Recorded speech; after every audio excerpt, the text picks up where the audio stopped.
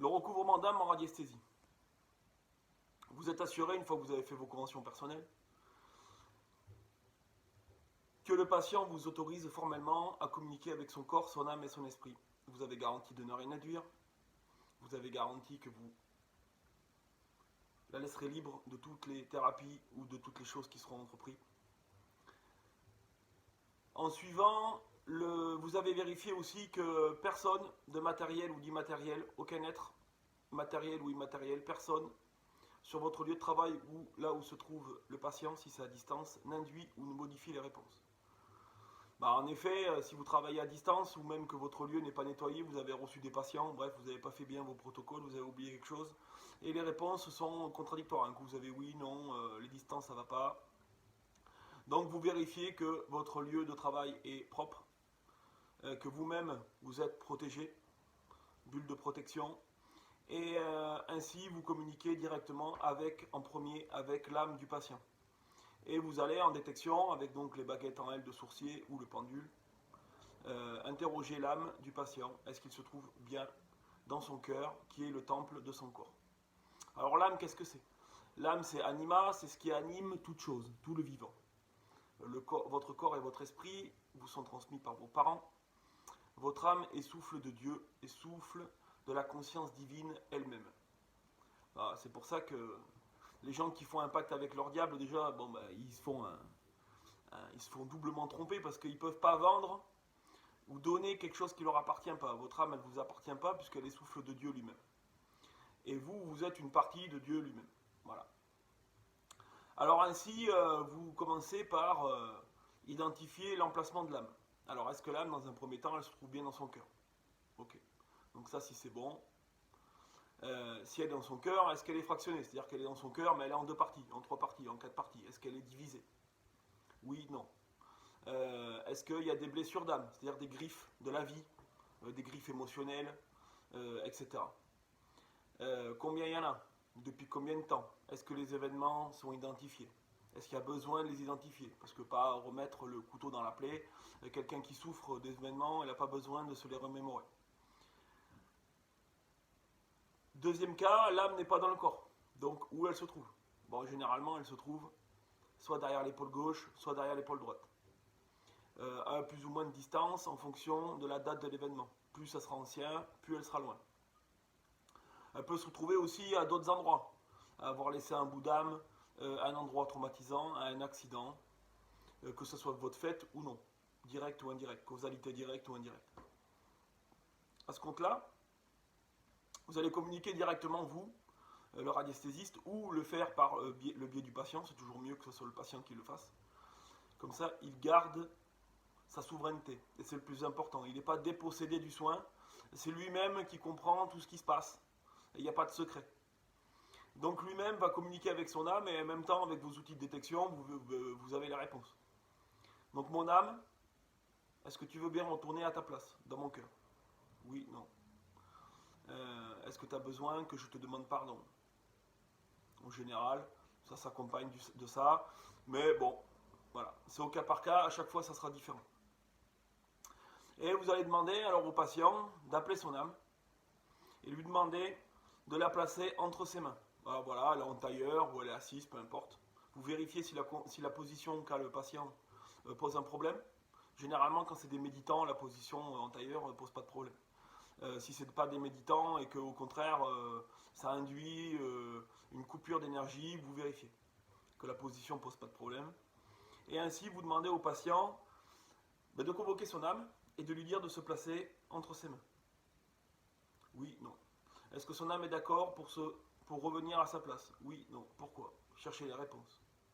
Et en suivant, vous allez dire au patient qui communique avec son âme, vous allez lui dire, maintenant, je vais te guider et tu vas retourner à ta place, dans mon cœur, dans ton temple, en suivant le chemin du chakra coronal, de la glande pinéale, du chakra de la gorge, de l'œsophage, des poumons, de la trachée, et tu vas retourner. Et comme ça, ainsi, le patient va lever les mains, alors plus ou moins de distance, vous le laissez ressentir, c'est comme une sphère de lumière, vous le laissez ressentir, ça chauffe, ça picote, ça s'écarte, voilà, et au ressenti, lui-même, il va accompagner son âme qui rentre par le chakra coronal, qui traverse le chakra du troisième œil, le chakra de la gorge, la trachée, l'œsophage, les poumons, et qui vient se placer dans son cœur.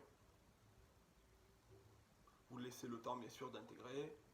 Voilà. Accompagné d'une musique, par exemple, Sainte Hildegarde de Bingen, une musique sacrée, voilà, pas froisser les susceptibilités, une chanson qui lui plaît, peu importe.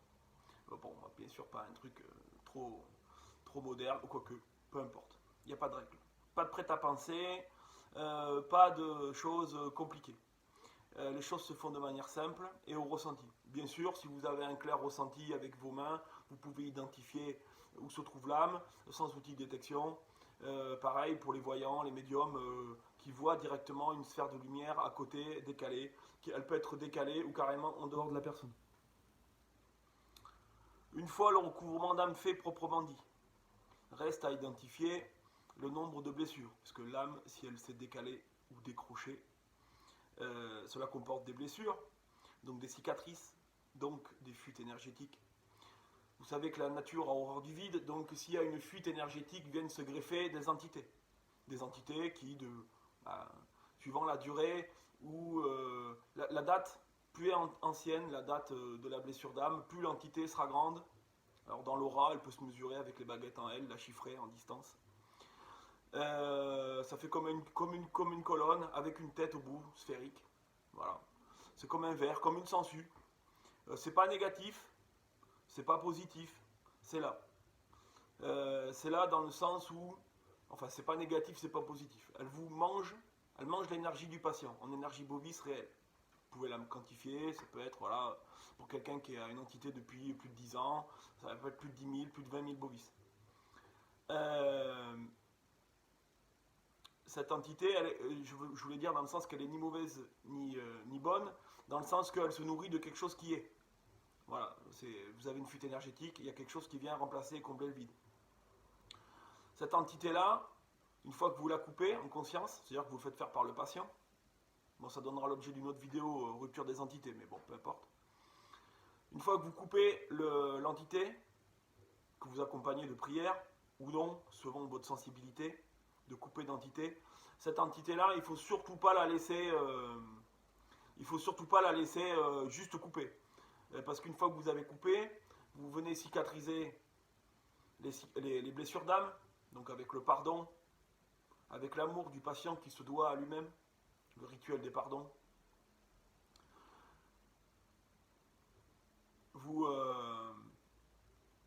placez cette entité, et toutes les entités, hein, s'il y a plusieurs blessures d'âme, il y aura autant d'entités que de blessures d'âme, elles auront autant d'accroches, donc elles auront une accroche sur l'âme, et en plus, si elles sont là depuis plus longtemps, elles auront des ramifications donc sur les chakras, sur les organes énergétiques ou physiques.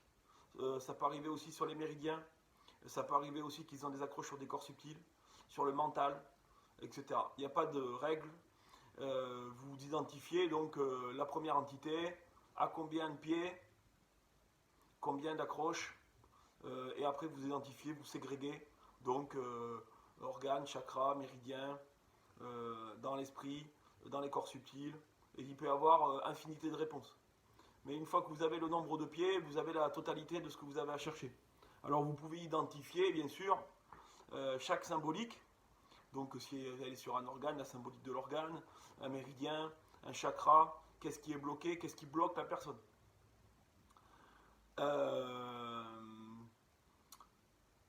Une fois que vous avez coupé l'entité, bien sûr, vous ne la laissez pas errer comme ça dans l'espace, puisque de toute façon, elle va chercher à se renourrir de la personne. Donc elle va buter contre l'aura de la personne. Une fois que vous avez cicatrisé, coupé, cicatrisé, et que vous avez protégé la personne d'une bulle de lumière, d'une sphère d'amour, peu importe, pareil, il n'y a pas de règle, mais en tout cas qu'elle est protégée pour plus être entravée par les entités. Si vous n'avez pas transmuté les entités et les avez rendues à la terre-mère, ou l'univers, la conscience divine, pour être transmuté, trié, et l'entité va continuer à heurter l'aura du patient. Ainsi, il faut à tout prix envoyer au triage, comme un aiguillage.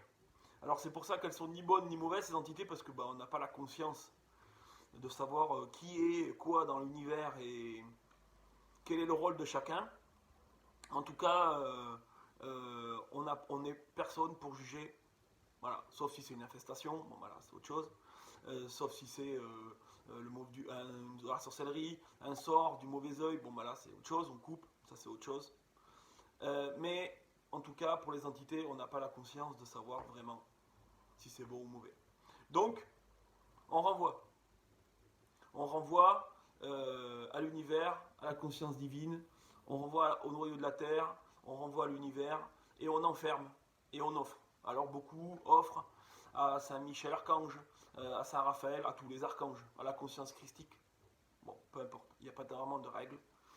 L'important, c'est qu'une fois que vous avez fait le recouvrement d'âme, cicatrisé les blessures, les cicatrices d'âme, que vous avez coupé les entités, l'important, c'est de vérifier après les résultats.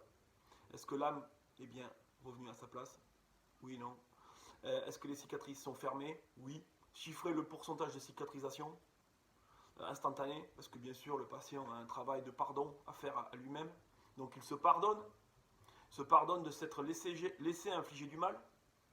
Bon, même s'il est petit, peu importe.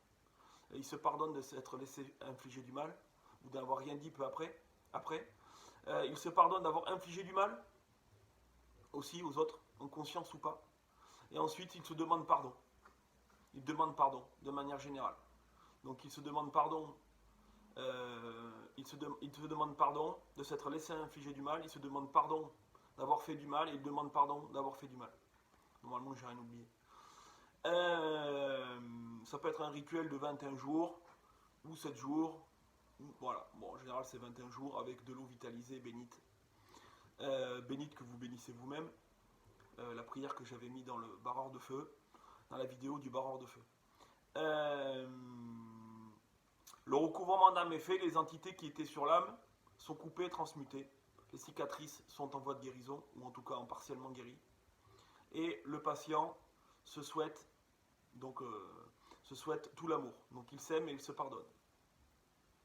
Je m'aime et je me pardonne. Je vous aime et je vous pardonne. Vous, c'est vous tous. L'univers. Concernant le recouvrement d'amour, certainement que ça arrive souvent, les distractions en méditation. C'est-à-dire que quand vous êtes en méditation, vous avez des distractions, quelqu'un arrive dans votre tête. Quelqu'un que vous avez connu, ou quelqu'un aussi qui apparaît sans arrêt dans des rêves, dans des circonstances. Alors c'est pas forcément des cauchemars, mais ça peut être des cauchemars aussi, peu importe. Il y a des personnages comme ça qui reviennent de votre vie, sans arrêt, qui sont récurrents. Donc ça veut dire quoi? Ça veut dire qu'il y a un travail à faire.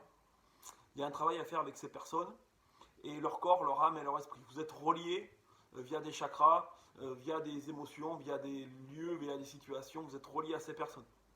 Ben, je vous invite à faire un recouvrement d'amour. Quand vous avez un problème avec une personne, au-delà de couper les liens avec la procédure ou le rituel des bonhommes allumettes, que ce soit sur papier ou en conscience, peu importe. Encore une fois, pas de prêt-à-penser. Et ben, vous allez convoquer en méditation, donc les yeux fermés, en conscience, vous allez convoquer encore en âme et en esprit toutes les personnes qui ont quelque chose à régler avec vous. Donc ça sera en émission de votre part ou de la leur, et en réception de votre part et ou de la leur. Recouvrement d'amour, c'est-à-dire que vous allez échanger tout l'amour que vous ne vous êtes pas apporté. Donc ça peut être avec vos parents, avec vos proches, avec vos enfants, peu importe. Tout l'amour que vous ne vous êtes pas apporté mutuellement. Et tant que la situation n'est pas réglée, ben, vous continuez avec cette personne. Bon, ça dépend de votre aptitude et habitude de méditer. Il n'y a pas de jugement, c'est pas grave. Mais la situation mérite d'être éclaircie. Pareil pour les radiesthésistes, vous pouvez mesurer avec telle personne. Est-ce que le recouvrement d'amour doit être fait plutôt en émission, en réception, de la part de qui, comment? Une fois que vous l'avez fait, vous mesurez le avant, le après. Est-ce qu'il reste du travail à faire? Et bien sûr, on coupe, c'est-à-dire qu'on ne fait pas vivre la situation. C'est-à-dire que si on continue d'y penser, on nourrit comme un égrégore, qui se nourrit de votre énergie aussi. Donc, essayez ben, essayer le détachement, visualiser le détachement par rapport aux choses qui sont réglées une fois pour toutes. Parce que si on ressasse sans arrêt, bon, ben, il y a peut-être une entité sur la rate, il y a peut-être quelque chose qui vous fait ruminer, le troisième œil est bloqué, la gorge est bloquée, le foie est bloqué, quelque chose qui est enfermé, bon, voilà. Mais en tout cas, c'est une bonne piste, déjà pour apprendre le pardon, de manière pratique. On n'est pas obligé forcément de parler avec les personnes parce que elles ne sont pas forcément aptes ou envie d'entendre des choses pareilles. C'est-à-dire quelqu'un avec qui vous avez des histoires, vous allez le voir, vous dire je te pardonne et je te donne tout l'amour que je t'ai pas apporté. Bon, il va dire non, t'es fou. Donc vous le faites en méditation et au final, plus ou moins avec les personnes avec qui vous sentez que c'est possible de le faire. Mais bon, voilà. On ne remet pas le couteau dans la plaie et on ne refait pas vivre des situations stressantes. Je vous remercie. Alors pour le recouvrement d'amour et le recouvrement d'âme, voilà ce que j'avais à vous dire. Et je vous souhaite un beau visionnage et un bon exercice.